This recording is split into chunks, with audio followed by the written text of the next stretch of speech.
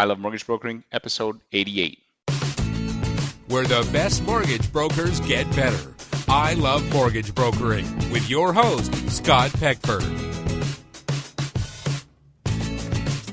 Hi, Broker Nation. I am thrilled to introduce our guest today, Steve Ryan. He's a broker with TMG based out of Regina, Saskatchewan. He's been a broker for just over 3 years, and he's absolutely killing it. Someone said, hey, you got to talk to Steve, and I said, I'm excited to get him on the show today. Steve, are you ready to rock? Absolutely. Awesome. So can you just tell us a little bit about yourself and how you got into the mortgage business? Yeah, I mean, you always hear different stories of people coming from the bank world and the finance world and sales or whatever else, and I'm none of that.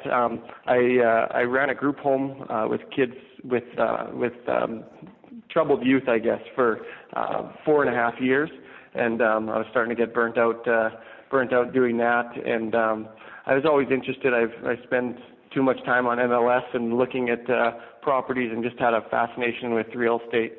But I knew that being a real estate agent wasn't for me, and I've been a numbers guy, and I guess I'm a salesperson by nature, and that I'm a people person, but I didn't want to have to take a paycheck from them at the end of the day. So I did a little bit of digging around, and I talked to a buddy of mine who'd been a broker for at the time 6 or 7 years, and chatted with him and took the course and started going.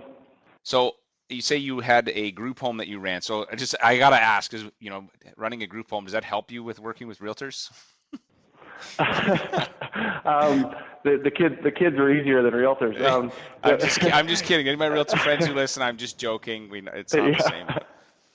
Yeah, it helped for sure. Well, I mean, obviously, Regina's a small town, and through that, I met a lot of people and made a lot of contacts that I've done a lot of deals with. So I guess in that sense, it helped. Yeah, for sure. Right. So you made this transition 3 years ago, and what was the biggest challenge in starting out your mortgage business from sort of not from a banking background or a real estate background? The way I looked at it was I just needed to get clients in front of me. I mean, you can do all the reading, you can learn all the products, you can do whatever you want that way. But if you don't have someone sitting at your desk who wants to buy a house, you got nothing. So I mean, my challenge was just trying to get people to come sit down with me and get some pre-approvals and get some deals in the pipeline. And off the bat, I mean, it's obviously tough sledding to go from getting that paycheck every 2 weeks to all of a sudden there's nothing coming in, and I just kind of hit the ground running. Right. Yeah. Anybody who's kind of it can be pretty painful initially. And off the record, you'd kind of told me how your year and stuff went. But so what is something that you had done in that first year? Everybody listening, what's something you'd done that first year that you were able to get those meetings? Because a lot of new people would say one of the big challenges is actually just getting FaceTime and connecting. So what's something that you did that was really successful for you in that first year? Well, I mean, like I said, I didn't come from a business background, so I didn't have a traditional business plan or I kind of come from the school of I believe in hard work karma. So if you're going to do something to promote yourself, it seems to work. Whether it's so the first thing I did was my wife and I had got married a couple of years before, so I made sure that I found that list where we sent out the invites, and I sent them all a personalized letter in the mail just to tell them what I was doing. And I had 700 or 800 Facebook friends, so I went and I sent them all a form letter, but I personalized each one, so I said, hey, Jimmy, how are the kids? Just so you know, now I'm a mortgage broker, blah, blah, blah. And I feel like just from that, I got a few calls. And then I went through, I tried everything. I mean, I'd carry flyers in my car, and every time I'd see a for sale sign up, I'd go, I'd stick a flyer in their mailbox that says, when you're moving, give me a shout. I went into apartment buildings and slid why rent things under people's door. I did mail drops that I mean, basically anything that you could do for marketing that was going to cost you less than $10. I did it, and I tried it. And I think the number one thing when you become a broker is if you're going to do it part-time, I'm a bartender at night and I do mortgages sometimes in the day. Well, your pay is going to reflect that. But if you treat it like a full-time job, the pay is going to be better than a full-time job. You know what I mean? I made sure I had an office that I couldn't afford, but I had an office, so I go in from 9 to 5 every day, and there's not a lot to do when you got 2 deals in the pipeline for the next few months, but I could have spent the time on ESPN or Facebook, but I would look up random realtors on MLS and give them a call and see if they wanted to grab a coffee because I couldn't afford lunch. But I'd take them for a coffee, and anything, I'd go through Facebook feeds and see where people had posted a house that was for sale, and anyone who commented on it, I'd send them a personal message to say, hey, do you want to get pre-approved for this house? I'd really try anything to get, like I said, anything that didn't cost me money, I was doing it. Dude, you're a hustler. Now, out of those, I love the idea of the wedding list idea. So anybody, like, how crazy awesome is that? What out of those things that you just shared with me, there was the wedding list, there was the Facebook friends, there was the flyers, there was the, if you've seen somebody make a comment online, you'd say, so what was the one thing that you can say that was like, that actually turned into the, the most number of deals for me? Believe it or not, the Facebook messages really went a long way. Like, I think people are used to getting, a bulk, so-and-so is having a garage sale, here's the list, and they get it sent to everyone. But when you take the time to, write your form letter, but at the beginning you personalize it, there's a lot of people who will just say, most people ignore it, but 20% of people, I would say, responded, and they said, oh, I'm up for renewal in next June. You write that down. My brother's up for renewal. Do you mind if I get his phone number? So-and-so is looking for a house. And I feel like I got a ton of leads just from doing that. And I feel like if I ever get to a point where I'm starving, I can. That's certainly something I'd go back and do again right now. No, that's awesome. So thank you for sharing that. When you told me sort of how you'd done in your first year, I'm like, okay, you had an unusually productive first year. Most people are ready to slit their wrists. And so I'm like, okay, what were you doing? And obviously you were doing a whole bunch of things. And I mean, Scott, the big thing about it was that at the time I had, I left a job where, I wasn't making a ton of money. I was making $50,000 or $60,000 a year, but I had no income. And then I had a decent-sized mortgage payment. My wife had just gone on mat leave with our first child, so she was making $500 every 2 weeks, and my last paycheck had just come from my job, and I had one deal closing in a month, and so fear kind of pushed me to work hard. I just knew that if this wasn't going to work for me, then my family wasn't going to be in a good situation. So I guess I was motivated by fear, and I think to some extent I still am. That's regardless if you have 10 deals closing this week, you worry that you only got one next week and two the next month, so you got to panic and start doing something. And I think that's kind of what keeps me motivated. Mm-hmm. No, that's really good, man. That's awesome. And anybody who's listening who's kind of new, there's some awesome stuff in there. Go back and listen to it again and write down some ideas to build your pipeline. So before we jump into your story, I always like to ask about a success quote that's really impacted you. I love how quotes are portable, they're memorable. We have a bunch on the wall in our office now. Like we have this whole back room, and it's like you can't even fall asleep in there because it's so motivating. But so can you share which is not totally true because you could still fall asleep, but do you have a quote that's really had an impact on you? Can you share it? I'm a big football guy. I come from a football family, and the quote that I like is from J.J. Watt, who's a two-time Defensive Player of the Year, and if anyone's an NFL fan, is just a freak of nature. But I don't know if he stole the quote or it was his original, but it was success isn't owned, it's leased, and rent is due every day. Oh, that's so good. That's kind of his mentality that you got to get in the weight room, and I apply that to my business. If you think you're doing good today and you're gonna sleep until noon tomorrow, then that success can drop off pretty quick. Okay, so success isn't owned, it's leased. You've got to, what was the rest of it? Success isn't owned, it's leased, and rent is due every day. Rent is due every day. That is killer. And I happen to be a huge football fan, so off air we can chat about football and who's your team. Yeah, my brother's actually the punter for the Seattle Seahawks. Oh, is he? Oh man, anyway, yeah. We don't want to digress because then they'll listen to like NFL fantasy football. People be listening going, what the heck? So how have you applied that quote? So this idea of success isn't owned, it's leased, and you have to pay rent every day. How have you applied that to your business or to your life? Yeah, I think it's just the idea of, everyone knows that when you're self-employed, that if you, like I said, if you wake up at 10 o'clock or noon every day and come into work, that nobody cares. It doesn't, you're accountable to yourself. So I just think, if I want the results from my business that that I think I should have, then I know I gotta come in and put work into my existing clients and work into always building that pipeline. And that's just kind of the mentality I approach my business with every day. Mm-hmm. Well, that's awesome. So I want to switch gears to failure. I know that as a, myself as an entrepreneur, mortgage broker, I've had failure, but there's always, looking back, there's always a lesson in it. So can you share something that you had failed at, but looking back, there was a lesson in it for you?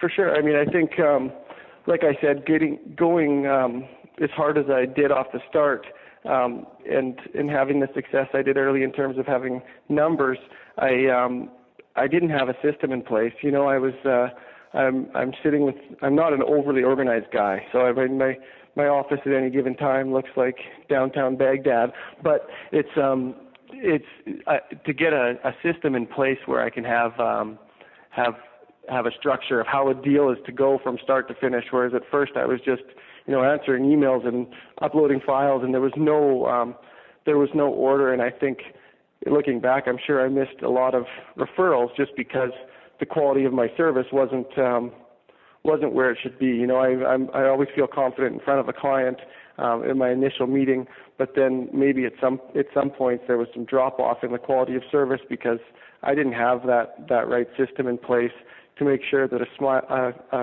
file goes smoothly from start to finish. And I mean, it's still something, I don't know if there's the perfect system. If anyone has it, please email me, because I don't have it yet either. But we're always fine tuning it and making sure that we have a system in place now with an assistant, that it can go smoother from start to finish. Because I think as much as marketing, making sure that process goes smooth is that client's potential referrals is better than any billboard you could buy. Totally. If you get the lead or you get and then you make a mess of it because you have a bad process, then it sort of defeats the purpose. You got to work twice as hard to continually refill your pipeline, because your past clients don't want to work with you anymore. Exactly. Yeah, I totally agree. We're always tweaking our process here. We're always trying to squeeze every potential spot for problems. Yeah. So I want to switch actually and talk a little bit about that now, in terms of, there's always successful brokers always have a system and a process, and they're willing to tweak them. So can you share something on the administrative side that wasn't working the way you wanted, and a tweak you made and the outcome you got? I mean, the issue that I always seem to run into on every deal was, I mean, as everyone knows who's a broker, the documentation on some files can be excessive, and I mean, it's something that oftentimes when we talk to our clients, they say, why do I need this? And you almost agree, it seems excessive that they need this. But I think originally I'd tell clients just right up front, yeah, we need a job letter and a pay stub and 90 days banking. And now I just try and I find a little bit more about their situation before I have them in for a meeting, just to make sure. I say, okay, well, you have an existing house, bring your mortgage statement. If you can bring in your property taxes. Can you check for your notice of assessments and T4s and bring those in? Just because I feel like when you ask for everything up front and then there's one more small thing, it's not a big deal. But if you you ask for everything and then it's one more thing and one more thing and one more thing, the process can become very stressful for the clients, and like I said, and that's hurting your referrals. And I mean, now that with our assistant in place, I have a little bit of trouble letting go of control, and that's something that I'm always working on and trying to tinker my process so that after I meet with the clients, that I send them an email congratulating them that they've been approved and letting them know exactly what they need, and then I will CC my assistant on it and say, this is what these are the documents you require. Larissa's our document specialist, and she'll help you out through the process. And I find it's working a lot better when I'm a little bit more hands off with the documents. Because, like I said, I'm not an organized guy. I'm not the kind of guy who looks through a 90-day bank history thoroughly to make sure I'm catching everything. I mean, to get a deal in front of me and figure out how it's going to work, that's where I'm best. That's where my value add as the broker. And when it comes to finding the small things in the documentation and making sure it's correct, and that's just not my specialty. So I guess do what you do best and write a check for the rest is what they say, I guess. Yeah, actually, another guy interviewed said that, and I thought it was great. I love that line. It's this idea of sticking to it. And a football team is a great analogy of a mortgage business, really. I mean, you should stick to a position that you play well and have a team that supports you. And a good you cannot win football games by yourself. And so no matter how talented you are, if you want to build a big mortgage company, you also have to be thinking, okay, I need to build a team and share the load and have people specialize, right? For sure, absolutely. So we talk about that a lot in our office. So now let's talk about sales and marketing. So you did a little bit earlier, but tell me about a sales or a marketing initiative that you had that maybe wasn't working the way you'd like, and then a tweak you made and the outcome you got. Yeah, for sure. I mean, one thing when I think of marketing, I don't I maybe look at it a little differently. I don't think of my marketing. I don't have billboards or take out ads and papers. What I think of is my marketing and my marketing dollars and time is time and money that I spend catering to my clients and my past clients. So one thing we always did is for what I file it under my marketing is in every deal we used to have we had these portable Bluetooth speakers that we'd give to our clients that had our company and name engraved on it that you could hook up to your phone, and everyone thought they were great. But the problem was that so few of them were getting out because we had to, my assistant would take an afternoon to go drop them off, and it just wasn't efficient. So, I've changed it to have, part of the closing file is a thank you card, a Visa gift card with my compliments of Steve on it, and it's just so much smoother and more efficient. And I think just things like that like I said, I consider as marketing because I don't, I think if you took out a $50,000 loan and spent it all on billboards and newspapers, I think you'd get $75,000 back. I don't think it's a bad thing, but I think your best marketing is spent on the people you have in front of you already. Mm-hmm. Yeah, if you spent 50,000 on your clients, man, you certainly could move the needle in terms of an impact if you did it properly. For sure. And I mean, the same thing. I mean, if you think of the cost it takes to buy a realtor who's a like-minded realtor for lunch is a fraction of what a billboard is. And you think you probably get a deal from that realtor, but you may not get a deal from that, $1,000 billboard. So it's just the human touch that really helps. Mm-hmm. Yeah, it seems to me there's kind of two business models that the broker community falls into. There's the advertising business model, and then there's the relationship business model. And they're both totally fine, and yeah, they can both coexist, but I don't think that you can run both well. I think you have to pick which camp you want to be in because they're just different mindsets. And yeah, absolutely. One of them is going to be high volume, lower margin, and then the other one's going to be lower volume, high touch, probably higher profit. And personally, I fall into the relationship business. That's what interests me. Yeah, for sure. I hear you. Another thing I've noticed talking to brokers is they say that there's a need to diversify income. They say things like we need to get share of wallet, we should cross-sell. So I just wanted to know what your take was on that, as well as if you are focusing on cross-selling, is there a particular area you're doing in the next year? I'm from the other school of thought, whereas I've talked to people who are able to do it and do it successfully. Myself, I'm almost the extreme the other way. I was listening to one of your podcasts, and I took something from the gentleman who was on there, and I think he'd said he'd done 300 deals in the first year or something astronomical. But you asked him what he did and what he didn't do, and he had said he didn't do commercial, he didn't do a number of other things, and I was kind of looking at my numbers and saying, well, about 2% of my income is from B deals, and I'm spending 10 to 15% of my time. Well, is that really where my time is best used? So I haven't diversified my into insurance or anything. I think it's better for me to be an expert on the 4 or 5 types of mortgages than I do than try and do every type of mortgage as well as insurance and financial planning. And, be a jack of all trades and a master of none. And so for me, really, it's new to Canada. Refinances, business for self, and your typical first-time home buyers is my bread and butter, and that's where I want to stay. And I think I believe in the when it comes to insurance. We offer our insurance, but I think I'm a broker for a reason, and to be a broker on mortgages and offer one insurance product doesn't really fit my mentality. Right, yeah, I kind of fall into that camp too. I know there's some people that can do it successfully, but I like the idea of just being good at one thing. And well, I also think that's kind of our play at the banks, as we say. Like they're just trying to get you in there so they can, they're not making a ton of money off the mortgage. They want to sell you credit cards and credit lines and insurance, and but then for me to come back and do the same almost feels hypocritical about what I've been, telling my clients for the last 3.5 years. Right. Yeah. So I'm going to move to rapid fire questions. You can answer these with a little shorter answers if you like. So what is the number one thing holding back most mortgage brokers from being successful? Fear of failure. And what one thing or habit you think has made you successful? Treating it like a full-time job. Act like you've made it before you made it. You got to show up and work your work week even before you have the deals in front of you. That's really good. Do you have like a internet resource software program you use to make your business more successful? I don't know.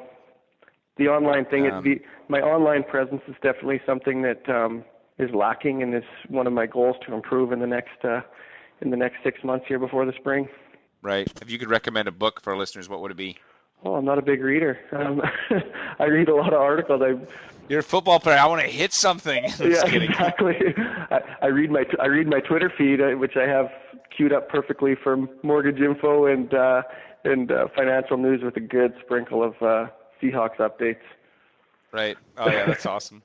That's all good, man. So where do you think our industry's headed? Where's the opportunity? I'm pleased with where the industry's headed. I think, with as the people are, I'm 31. The people around my age, it's not a hard sell to come use a mortgage broker, So I think I don't know where the numbers are now, but the more education we have on people about what does a broker do versus what does a bank do, it's the easiest sell in the world if you can explain to someone what the actual differences are. We're providing something better to you at no cost.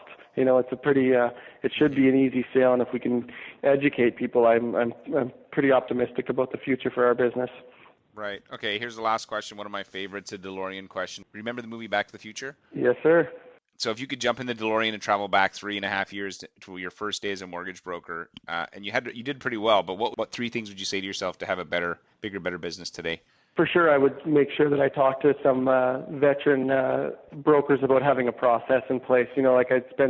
I went so crazy with marketing myself and getting out there that once I had the clients in front of me, I didn't necessarily provide the service that I should have. I'm spending time dropping flyers door to door when I could have been tinkering my process and making sure that those clients that I had in front of me were being taken care of, and their referrals would have taken care of themselves. That would be the absolute number one thing. Anything else you would have said? To learn how to basically handle the emotional swings of the busy season. If it's kind of odd to go from making, you make $2,000 every 2 weeks and it comes in, then all of a sudden you get a paycheck for $12,000, but then you look and you don't have another one coming in for 6 weeks, and then it's kind of it's tough adjusting. So if you can pick a number that's slightly less than what you made at your old job and just live off that, I think it sets you up in a pretty good position. Whereas off the bat, I didn't really have that luxury, I guess. So. No, that's awesome advice. So, where can people find you online? I have steveryan.tmgbroker.com. Email me if anyone has any questions to it, steve@tmgregina.com. And anybody listening, you can get links at the show notes, ilovemortgagebrokering.com. You can get links to Steve as well as everything else that we've talked about. Steve, man, I really appreciate your time today, and I know you're going to continue to crush it. So have an awesome day. All right. Thanks so much. I appreciate it, Scott.